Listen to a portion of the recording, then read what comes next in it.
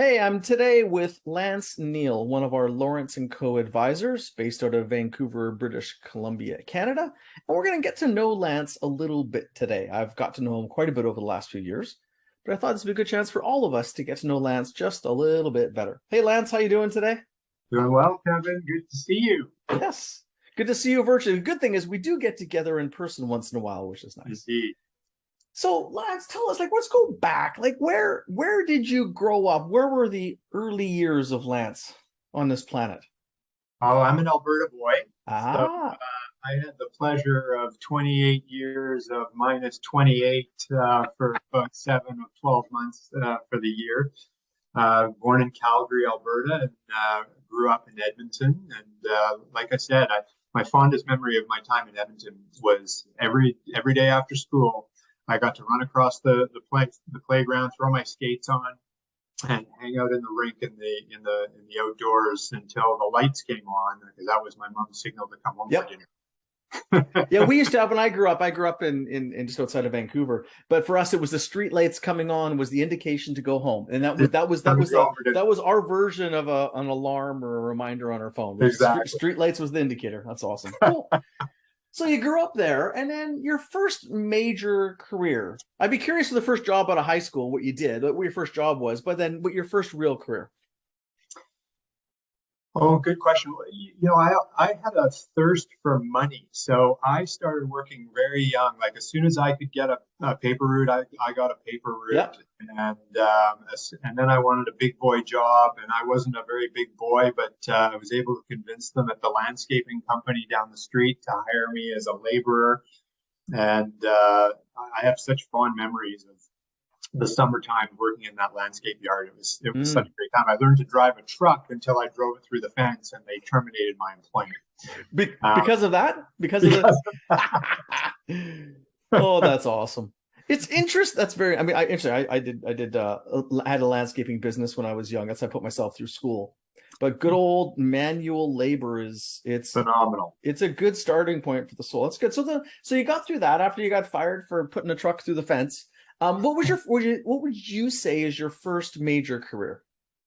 Oh, that's easy. I went into retail and wasn't sure what I wanted to do in university. And I looked around me as we all do, looking for inspiration. And I looked no further than my stepfather and his father, who were actually in the broadcast business. And Mm, so I started to get very interested in the media business. And long story short, my first real job was selling advertising for a community newspaper in Edmonton that was launched by the Edmonton Journal. hmm.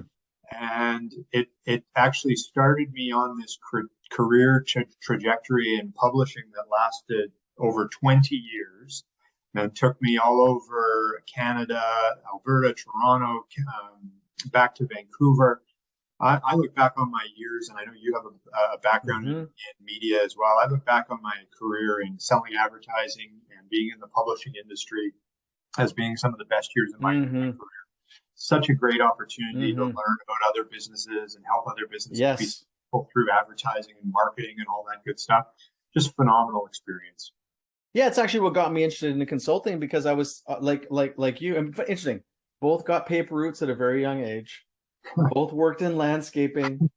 I didn't get fired from mine, although it was my company, but I did break a few fences. And then the media business. And then we've had this conversation before. I loved it. Like, because you're consulting companies how to improve their flow of new customers.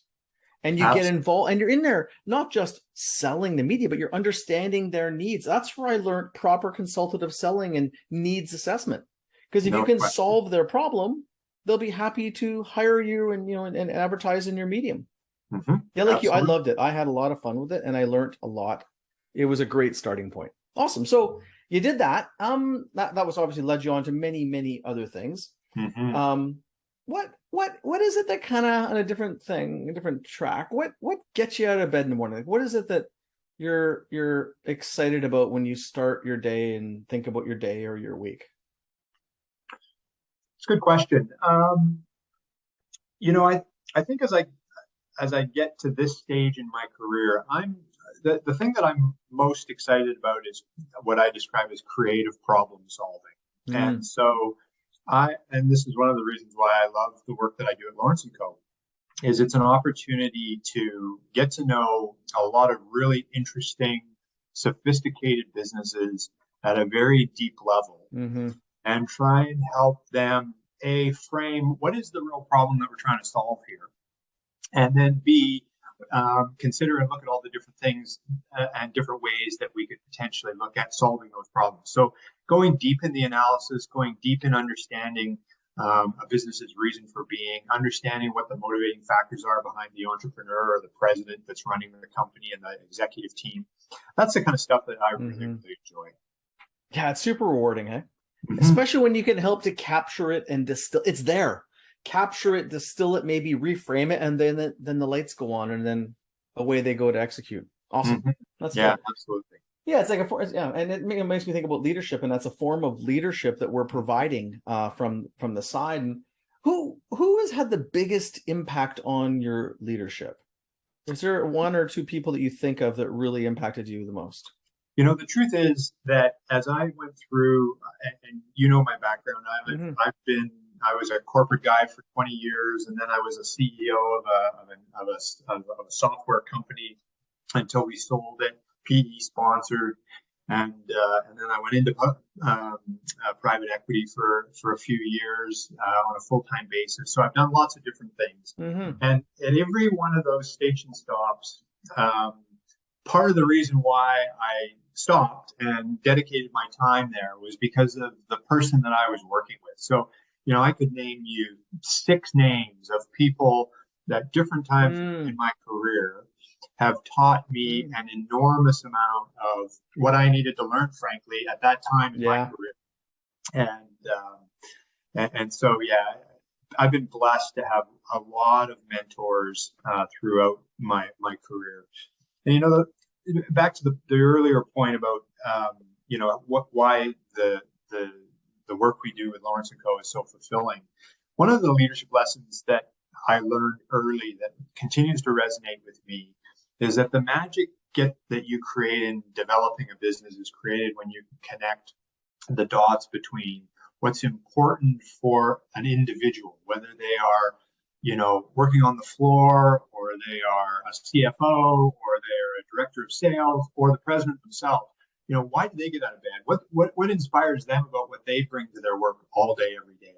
And how do you connect that inspiration and that ambition with the desire and the needs and the wants of what the business is trying to create? And if you can bring those two powers together, from a leadership perspective, that is where the energy Yep. and power gets created. So, that was a lesson that I learned from one of my early mentors, and I've continued to apply it in everything that I've done. I like it. Hey, it's simple. It's just hard to do when you're in the middle of it, but very rewarding. Yeah. It is, right. Yeah. That's Absolutely. why we're in the business we are, because people need help on the outside. They're in the inside of the jar, and it's a Yeah. heck of a lot easier to read the label sometimes from the outside, as many would Yeah. say. Can't see Cool. the forest through the trees, as they Nope. say. We got Yeah. lots of cheesy sayings we could use, but yeah, they're all this. It's hard. It's hard. That's why consultants and advisors are in existence. So what caused you to make that transition and decide, I'm going to try this advisor thing? What got you onto this path? That's a good question. Um, what got me onto this path?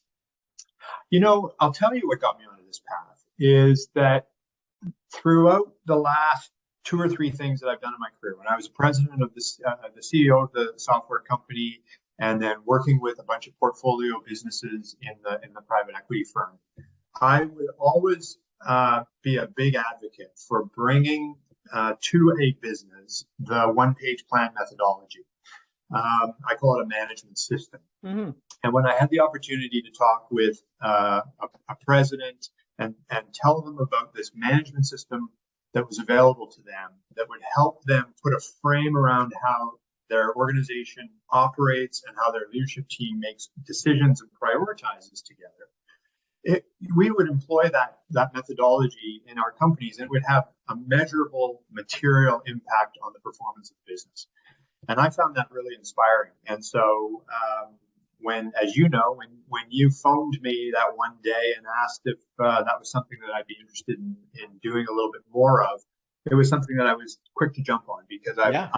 I'm a huge believer in the methodology and find it quite inspiring to be able to help CEOs, to your point earlier, rise above the fray and have a very systematized approach to how do they manage their business. So it's less about how you manage your business, and it's more about working on your business. So I find it. I think it's a tool that everybody can get tremendous value out of. Yeah. So I really believe in it.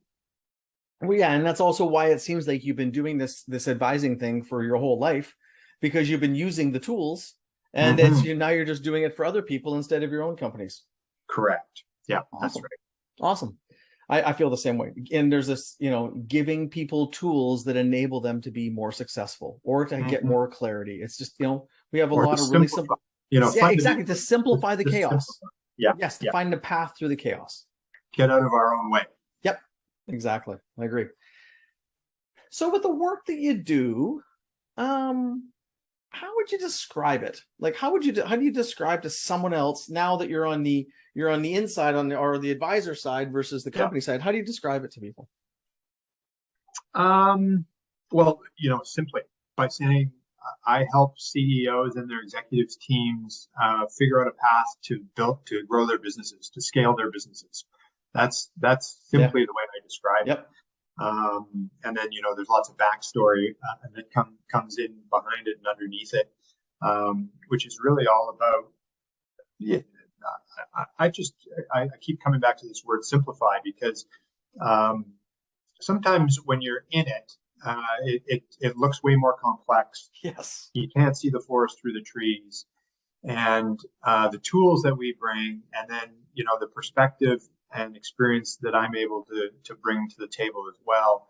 I think the CEOs find genuinely helpful, and it's exciting for me when we go through a 2-day strategic workshop and we go through all the different components that are fundamental to the success of this management system, and we get everybody in the room's voice at the table. No wallflowers. Everybody has to participate. Yep.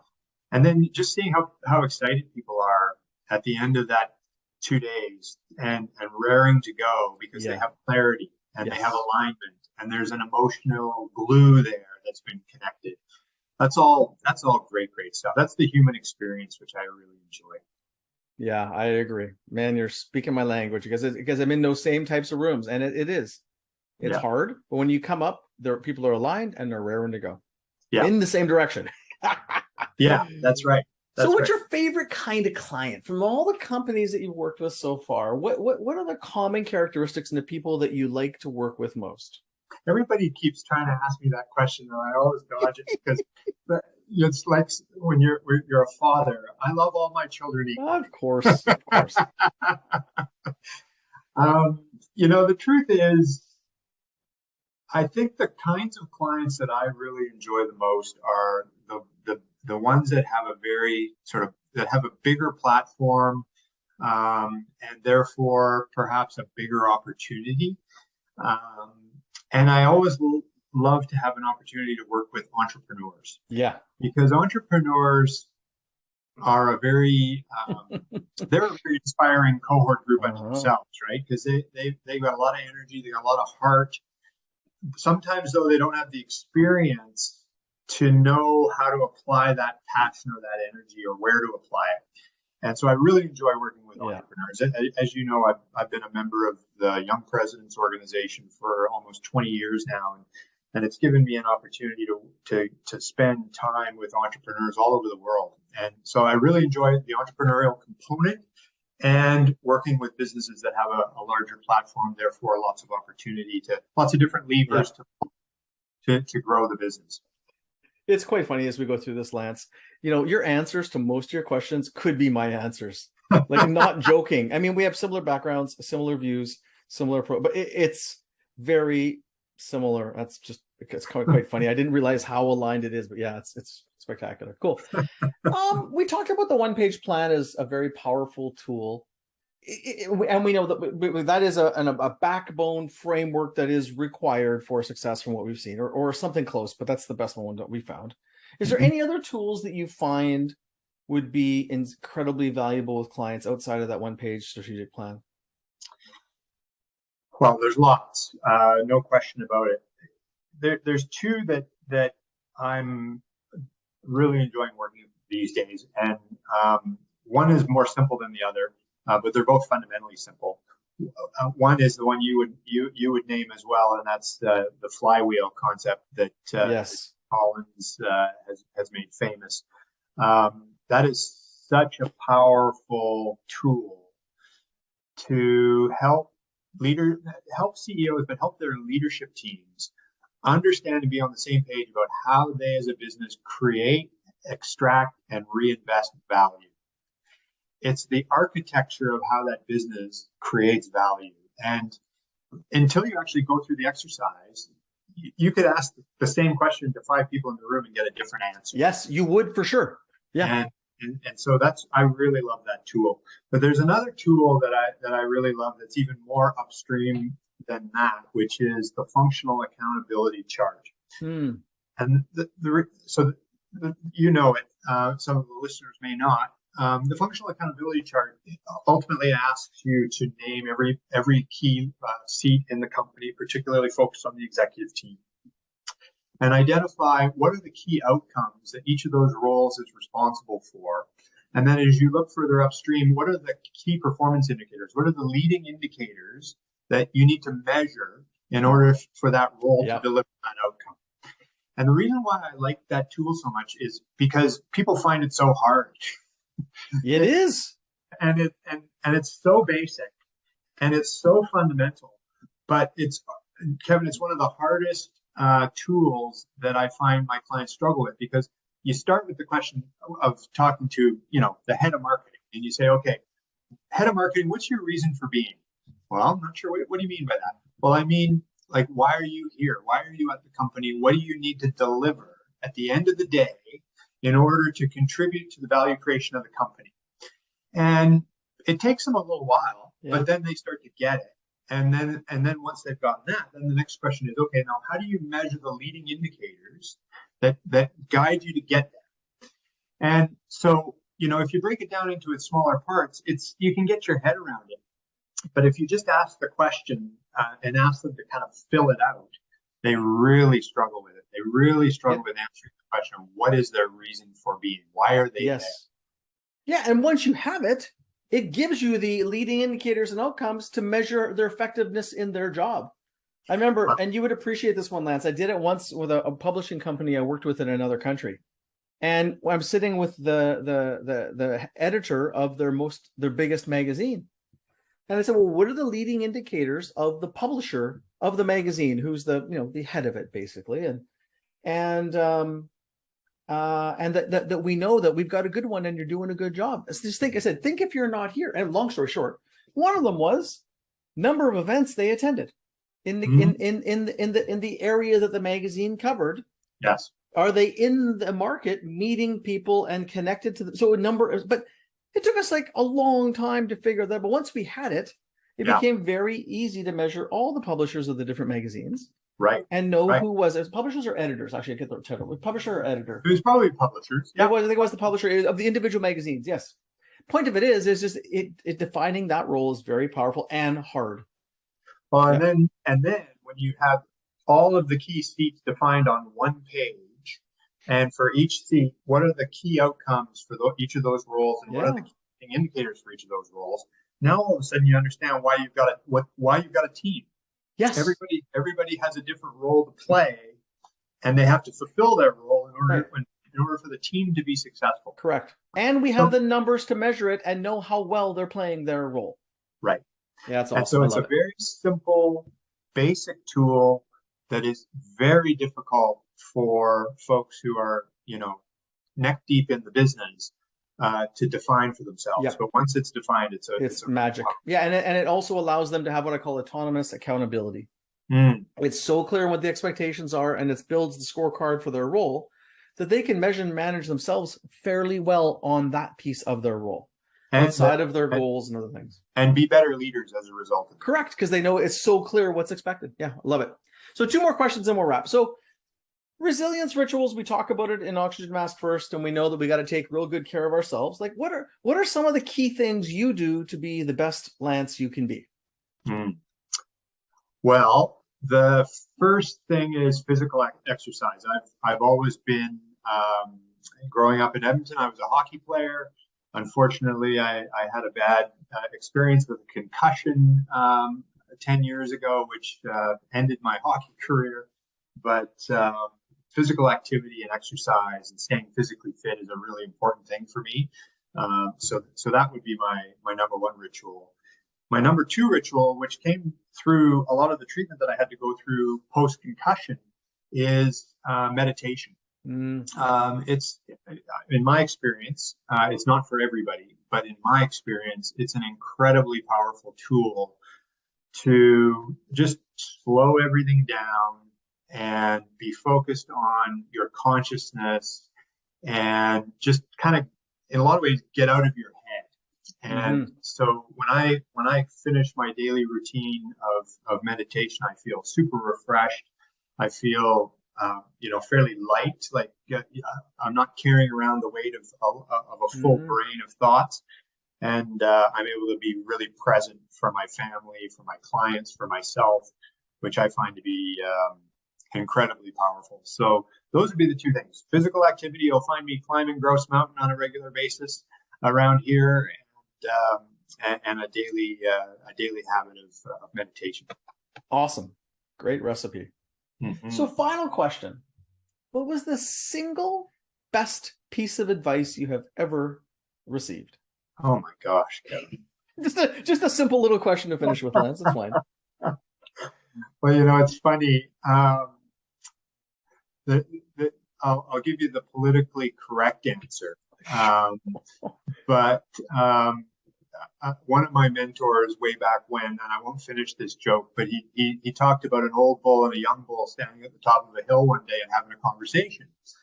And the moral of the story is we can go fast and we can drive towards the finish line and get it all done very, very quickly and feel really good about ourselves. Or we can slow down, be very intentional, think about what needs to be done, take methodical steps. We'll put in one foot in front of the other and be really intentional and mindful about that.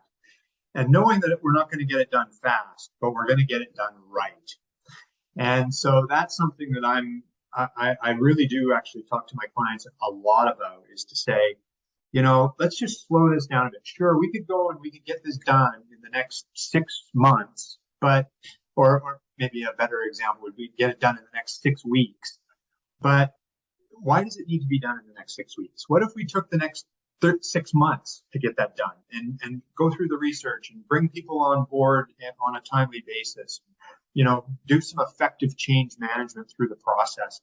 So that was probably the single biggest piece of advice that I got many years ago that I continue to draw on.